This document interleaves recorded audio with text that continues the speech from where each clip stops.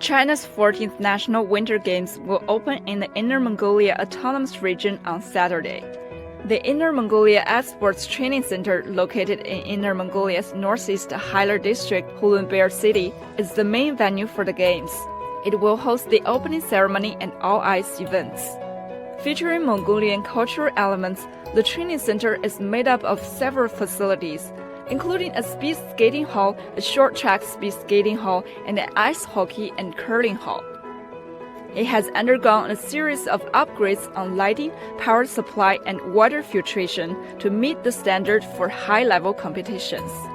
According to the center, the original high-energy lighting has been upgraded to reduce energy consumption by 60 to 70%.